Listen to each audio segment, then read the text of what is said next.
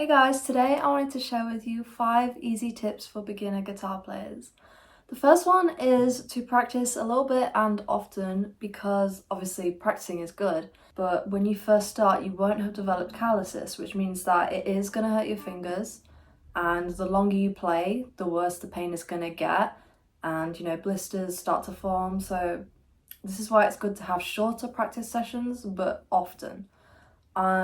And eventually this problem kind of goes away because your finger builds up this kind of defense against it called calluses, and it won't hurt when you play anymore, and it's rarer to get blisters. It does still happen sometimes. For example, I don't use my pinky as much, so when I do, occasionally it does hurt and I'll get a blister or something. But most of the time it becomes pain-free after you've let yourself develop those calluses. My second tip is to make sure that you're learning and practicing both rhythm and lead guitar. This is because you might favour doing like lead and solos and stuff, or you might prefer to do chords. Let's say that you're somebody who likes to practice solos more and learn new licks, just things like that. Actually having knowledge of chords and how they're formed and ways to play them is actually going to really help your lead playing, especially when it comes to improvising and making your own solos. So for example, I know that an A is here. That's an open chord, and I also know that it's here, or that I could bar it. And I also know that it's I play it as a triad there.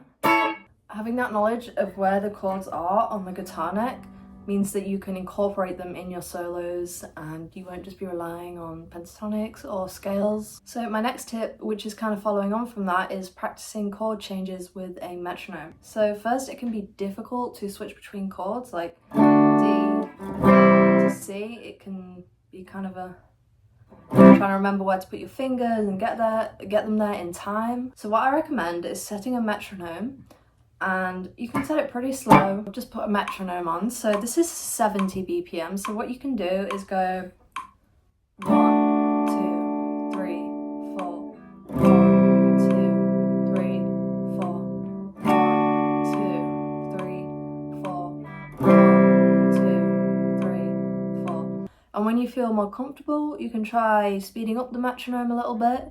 Mainly we're focusing on forming the chords perfectly and making sure each note is ringing out. So my next tip is to play with other musicians when you can. So this might be like joining a band, making your own band, or let's just say you have a friend who's a drummer. Even if you guys just jam together for a bit, it can help you both work on your timing and just having that feel of jamming with another musician. And it's really fun. So yeah, it helps you develop your skills. It's also just a good time. So my next tip is pretty much just for the electric guitar, and it's about having a simple setup that you can always refer to. So what I mean by this is trying to dial up a nice tone on your amp, so just messing around with everything until you get a sound that you feel you're pretty happy with.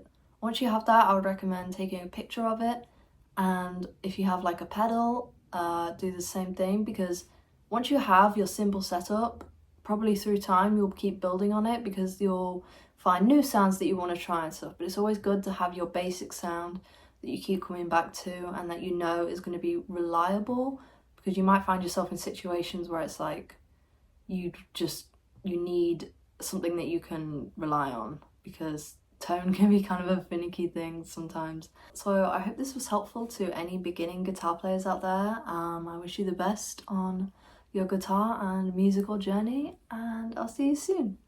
I'd also like to mention that I do have guitar lessons on my Patreon page, which is linked in the description, so please check it out if you'd like to support my channel. But yeah, thank you guys so much for watching, and I'll see you soon.